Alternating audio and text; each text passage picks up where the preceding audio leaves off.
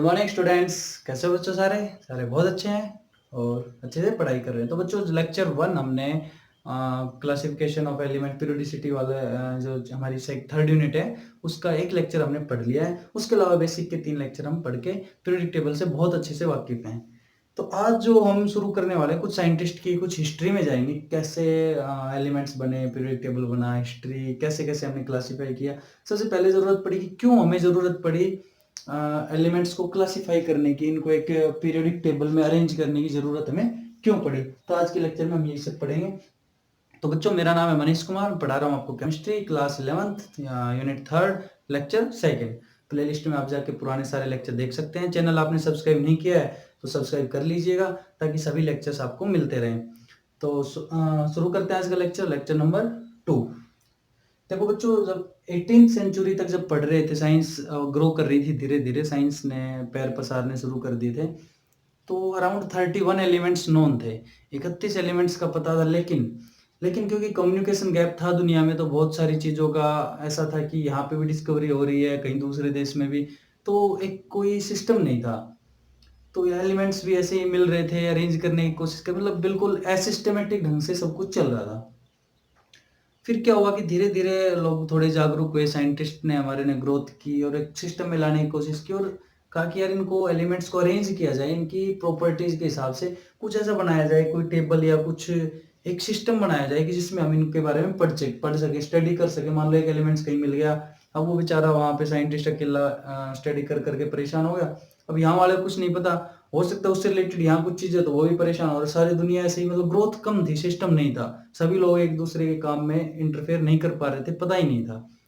फिर क्या हुआ, इन्होंने एक सिस्टम बनाया, बोला इनको अरेंज करते हैं। कुछ भी लाओ आप, इनका मास लाओ, एलिमेंट एटॉमिक नंबर लाओ, किसी भी तरह से इनको अरेंज करने की कोशिश करते हैं। कोशिश की गई थोड़ी थोड़ी, और कोशिश का ही नतीजा था, साइंस की ग्रोथ का ही नतीजा था कि 1865 तक जो हमारे 1800 सेंचुरी में 30 के अराउंड थे, वो एलिमेंट्स बढ़ के 65 तक पहुंच गए, दुगने हो गए लगभग 60 टू 70 ईयर्स में। उसके बाद अभी तो आपको पता है 118 एलिमेंट्स के हमारे प्रेडिक्टेबल पढ़ रहे हैं, एक दो एलिमेंट मिसिंग है, जिसमें से 92 ऑलमोस्ट नेचुरली अकरिंग है, उसके अलावा सारे हमारे लैब में सिंथेसाइज्ड हैं, आर्टिफिशियली मेड है, जिनका न्यूक्लियस हमने बनाए। तो इस तरह से ये सब ग्रोथ चलती रही। तो इन जो ग्रोथ के पीछे जो साइंटिस्ट का सबसे बड़ा हाथ था पीरियोडिक टेबल बनाने में, उनके 3-4 साइंटिस्ट के बारे में पढ़ेंगे। आपने 10th क्लास में पढ़ा होगा, Dobereiner, triads, Newlands law of Octave, या आप 10th क्लास में हो तो आपको ये 3-4 साइंटिस्ट बहुत अच्छे से पढ़ने हैं। तो देखो, क्लासिफिकेशन ऑफ एलिमेंट्स में जो सबसे पहले एक सिस्टम की शुरुआत की थी वो थे हमारे साइंटिस्ट डोबरनियर। क्या लिखोगे? DOBER, देखो स्पेलिंग देख लेना, DOBEREINERS, डोबरनियर्स ट्राइड्स।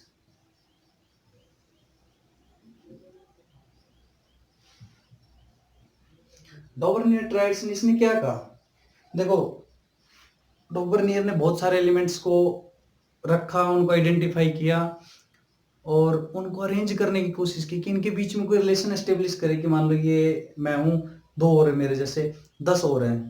तो उसने कहा कि 3-3 का सेट बना दो, इनमें इनकी हाइट बराबर है, इनकी एज बराबर है, इसके पैरों के जूतों का साइज बराबर है, और कोई भी एक चीज लगा के उसने उनकी ग्रुपिंग करने की कोशिश की, ताकि उनकी स्टडी में ऐसा नहीं हो कि मैं जो करूंगा, मेरी हाइट बड़ी है तो मैं पंखे का काम में कर सकता हूँ, हम तीनों कर सकते हैं।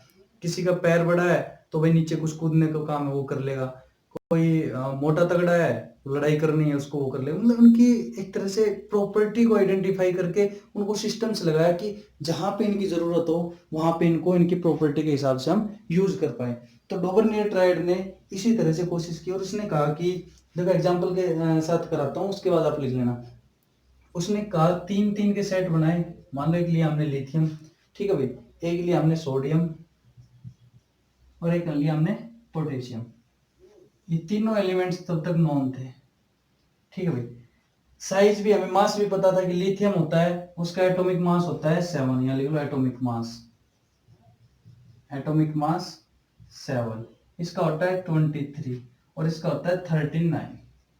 ये चीजें होती हैं, आप सभी को पता होगा। डोबरनियर ने क्या कहा, उसने तीन तीन के ट्राइड बनाए, जैसे लिथियम, सोडियम, पोटेशियम। उसके अलावा उसने क्लोरीन, ब्रोमीन और आयोडीन। Chlorine, bromine, iodine. इसका होता है भाई 35.5, और ब्रोमीन का कितना होता है भाई 80, और आयोडीन का होता है 127। ठीक है भाई, एक ट्राइड ये बना दिया। ऐसे ऐसे उसने 4 ट्राइड्स बना दी जब उस टाइम तक नॉन थे। Calcium, strontium, barium. Calcium, strontium, barium. Calcium का सभी को पता है 40 होता है, स्ट्रोंटियम का होता है भाई 88, और इसका होता है बेरियम का 137। और भी 2 ट्राइड दिए थे, ये आपको याद रखना एग्जाम्पल के। डोबरनियर ट्राइड जब लिखोगे समझ लोगे तो अपने आप अपनी लैंग्वेज में उसकी डेफिनेशन लिखोगे, और एग्जाम्पल बहुत जरूरी है आपको याद करना। देखो डोबरनियर ने क्या कहा, ये सारे एलिमेंट्स तब तक नोन थे, इनका एटॉमिक मास भी आइडेंटिफाई हो चुका था, इलेक्ट्रॉन, प्रोटॉन, न्यूट्रॉन सब पता था, लेकिन एक सिस्टम नहीं था कि इनको हम कैसे अरेंज करें। उसने कहा कि तीन तीन के सेट बना के कि भाई मेरे ट्राइड्स, ट्राइड्स का नाम क्यों आया, क्योंकि 3 है इसलिए ट्राइड्स। तो देखो इसमें एक रिलेशन की बनाने की कोशिश करो। अगर इस 7 को 7 प्लस इस 39 को, इनको जोड़ दिया जाए, जोड़ दिया, और 1 और 2 इनके एवरेज निकाल ली जाए। एवरेज के लिए 2 से डिवाइड करेंगे, क्या आएगा 46/2 बराबर है 23, और 23 किसका हो गया, ये यहाँ पे सोडियम का। बस यही डोबरनियर के ट्राइड का ट्रेंड था। उसने तीन तीन के सेट को अरेंज किया। उसने कहा कि पहले और तीसरे के मास को जोड़ो, एवरेज निकालो, और बीच वाले के मास के बराबर आएगा। तो मतलब ये तीनों ट्राइड में इनकी प्रॉपर्टी कहीं ना कुछ रिलेशन होगा। तो उसने एक तुक्का लगाया और ये लग गया। यहाँ देखो 35.5 और 127, मान लो 36 ले ले और 127 ले, 35 ले ले इसको, 35 और 127 डिवाइडेड बाई 2, ये हो गया 162/2, और ये हो गया 81, और ये अप्रोक्सीमेटली किसके बराबर है 80 के। ये इसका सेकंड ट्राइड। अब यहाँ देखो 40 और 137, 40 प्लस 137 डिवाइडेड बाई 2, 177, और ये 2 से डिवाइड करेंगे तो कितना आ जाएगा, देखो भाई ये आ जाएगा 88.5, और ये किसके बराबर है, यहाँ इधर के इसके बराबर।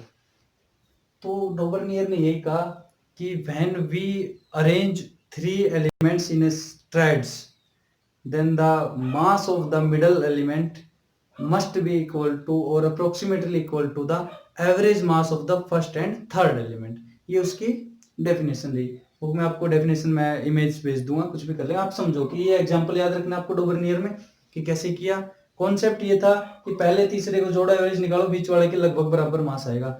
लेकिन इसमें दिक्कत क्या आई कि 3 4 5 ट्राइड्स तो हो गए हमारे कामयाब, लेकिन आगे उसके बाद फेल हो गया, ये बता नहीं पाया। तो क्वेश्चन आता है कि ड्रॉबैक्स क्या थे भाई, क्यों फेल हो गया। तो बस फेलियर का कारण सबसे पहले लिखोगे कि इसमें भाई इसका फायदा क्या हुआ हमें। फायदा क्या हुआ डोबरनियर के ट्राइड का, फायदा ये हुआ कि सबसे पहले हमें एक सिस्टम बनाने की कोशिश की, किसी ने अरेंज करने की कोशिश की, और उसके बाद नुकसान क्या हुआ कि सभी के लिए ये एप्लीकेबल नहीं हो पाया। बहुत सारे ट्राइड्स जो थे वो इस पे लागू नहीं हो पाए। जैसे लिखोगे आयरन, कोबाल्ट, निकल, सीओ छोटा, इन पे ये लागू नहीं हुआ, इस ट्राइड को ये एक्सप्लेन नहीं कर पाया, लिख लेना। और दूसरा लिख ले लो रुथेनियम, रोडियम और प्लेटिनम, इस ट्राइड को एक्सप्लेन नहीं कर पाया, ये इसके आगे ड्रॉबैक। ओस्मियम, इरिडियम और प्लेटिनम, ओसीमियम, इरिडियम और प्लेटिनम, ये भी 3 साथ साथ वाले थे, इनको एक्सप्लेन नहीं कर पाया, जबकि कुछ ट्राइड्स उसने एक्सप्लेन कर दिए। तो ड्रॉबैक हो गया कि उसकी कमी क्या थी, खामियां क्या थी कि सभी के लिए नहीं एप्लीकेबल हुआ, और अच्छाई क्या थी कि वो एटलीस्ट उसने शुरुआत की, और थोड़ा बहुत कुछ एलिमेंट्स पे तो एटलीस्ट उसने अपना जो सेटअप था वो प्रूव करके दिखाया कि ऐसा होता है। चलो भाई डोबरनियर फेल हो गया, कोई बात नहीं, नए साइंटिस्ट आए, बोले यार ऐसे कैसे हम करेंगे। तो जो अगला साइंटिस्ट आया उसका नाम है Newlands. Newlands, law of octaves, Newlands law of octaves. भाई ये क्या थे साइंटिस्ट, थोड़े अपने म्यूजिक के फैन थे, और इनको संगीत पसंद था। संगीत में आप सभी को सुर के बारे में पता है, क्या होते हैं सुर, सा, रे, गा, मा, पा, धा नी और फिर सा। इसने भाई अपना म्यूजिक से कहानियां जोड़ दी। बोले यार अरेंज करते हैं, थोड़े से म्यूजिक लवर थे, सुरों के साथ उसने अपना सुर का संगम बैठाया और बोले कि इनको पीरियडिक टेबल को हम ऑक्टेव क्यों बोला जाता है, कि जो ऑक्टेव्स होते हैं, इनको सुर होते हैं जो हमारे संगीत के, उनको बोला जाता है ऑक्टेव। तो सुर जो होते हैं हमारे संगीत के, ये क्या बोलते, सारे गामा पा धा नी सा, ऑक्टेव्स होते हैं, 8 का सेट होता है, सारे गामा पा धा नी सा। मतलब 7 के बाद फिर से 8वां सेम वही होता है, रिपीटिशन होता है 8वें नंबर पे। तो इसको लॉ ऑफ ऑक्टेव्स इसलिए बोला गया। इसने कहा कि मैं एलिमेंट्स को लॉ ऑफ ऑक्टेव्स की फॉर्म में अरेंज करने की कोशिश करूंगा और वो सारे प्रॉपर्टीज उनमें मैच होगी। तो इसने लॉ ऑफ ऑक्टेव्स में अपना करी कार्रवाई शुरू। अब देखो उस टाइम तक नोबल गैसेस मिली नहीं थी, हमारी नोबल गैसेस की डिस्कवरी हुई नहीं थी। नोबल गैसेस बहुत ज्यादा नॉन रिएक्टिव थी, ये कहीं कोने में दुनिया में पड़ी हुई थी, हमें मिली नहीं थी। तो नोबल गैसेस थी नहीं, तो उनके बारे में जिक्र भी नहीं कर सकते। अब पीरियोडिक टेबल बन रही है तो उनका कोई जगह दी नहीं जाएगी, तो यहीं पे फेल हो गया था। देखो इसने क्या कहा, हाइड्रोजन हेलिना, क्या कैसे लिखोगे, हेलिना की रब से फरियाद। ये तो हो गया हमारा ग्रुप वाइज। अगर सीरियल नंबर वाइज चले, हाइड्रोजन हीलियम लिथियम, हीलियम थी नहीं, हाइड्रोजन भी हमने इसमें नहीं किया इंक्लूड, तो लिथियम से शुरू किया इसने अपना कहानी और कहा hydrogen helium lithium beryllium boron carbon nitrogen oxygen. Oxygen आ गया। अब फ्लोरीन मिली नहीं थी, नोबल गैस थी नहीं, फ्लोरीन हो गया, हेलोजन है, फ्लोरीन मिल गया था। फ्लोरीन के बाद क्या आएगा, नियोन। नियोन था नहीं तो नियोन आया नहीं, तो नियोन के बाद फिर क्या आया, सोडियम, फिर मैग्नीशियम, फिर मैग्नीशियम के बाद क्या है, एल्यूमिनियम, फिर सिलिकॉन, फिर सिलिकॉन के बाद क्या है, फास्फोरस, फिर सल्फर, फिर क्लोरीन। अब देखो लीना की, फिर आया पोटेशियम, फिर आया कैल्शियम, फिर 21 पे क्या आया बताओ भाई। उसके बाद हमारे ट्रांजिशन डी ब्लॉक शुरू हो गया था। उसने यहां तक ये बताने की कोशिश की, उसने क्या कहा, देखो कि आप मेरे लॉ ऑफ ऑक्टेव्स में किसी भी एक एलिमेंट्स को उठा लो और उसके 8 काउंट कर लो, उसके बाद जो एलिमेंट आएगा वो उसकी प्रॉपर्टी उससे मैच करेगी। मान लो हम लिथियम को ले, तो बोला 1 2 3 4 5 6 7, 8वें नंबर पे जो आएगा वो सोडियम लिथियम से मिलेगा। तो सही बात है, लिथियम सोडियम मिल रहे हैं, एस ब्लॉक के हैं दोनों, दोनों के एक एक इलेक्ट्रॉन बाहर है, 2 1 2 8 1। बोला ठीक है, बोरॉन ले लो भाई, 8 गिन लो, 1 2 3 4 5 6 7 8, ये आ गया एल्यूमिनियम। तो ये एल्यूमिनियम भी वही है 283, यहाँ पे 23, ये 283। तो लॉ ऑफ ऑक्टेव्स ने कहा, एक तो इसमें सबसे पहले नोबल गैसेस नहीं थे, आपको लिखते टाइम याद रखना है, हीलियम छोड़ के, हाइड्रोजन छोड़ के लिथियम से शुरू करना है, lithium beryllium boron carbon nitrogen oxygen fluorine. Fluorine के बाद आता है नियोन, लेकिन नियोन की डिस्कवरी नहीं हुई थी तो वो है ही नहीं कहानी में। नियोन हटा के उसके बाद क्या है, sodium magnesium aluminium silicon phosphorus sulphur chlorine argon. Argon है ही नहीं कहानी में क्योंकि वो नोबल गैस है। Potassium calcium. तो लॉ ऑफ ऑक्टेव्स का आपको ये याद होना चाहिए। उसके बाद क्या कहोगे कि law of octave work quite well for lighter elements but failed with heavier elements. Lighter elements पे तो ये परफॉर्म किया, लिखो आप सब लिखो, law of octaves worked quite well on lighter elements but failed at heavier elements. जैसे heavy आगे कैल्शियम के आगे चले फेल हो गया, ये भी यहाँ पे प्रॉपर्टीज मैच नहीं हुई। उसके बाद क्या लिखोगे, properties of elements were not taken into account and only the elements were arranged in encroaching atomic mass। atomic mass के हिसाब से अरेंज किया कि atomic mass 7, बेरिलियम 9, बोरॉन 10, इस तरह से एटॉमिक मास को कंसीडर करके अरेंज किया। ये किसके बेस पे थी, एटॉमिक मास के बेस पे थी।